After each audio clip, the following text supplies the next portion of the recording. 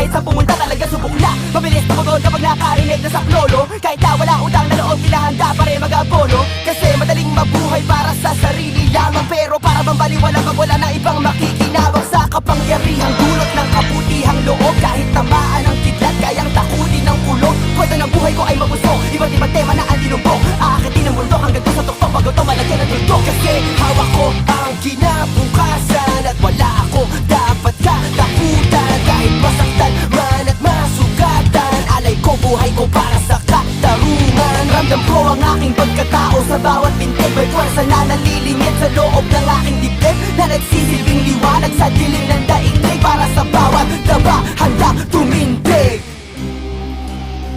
Kahit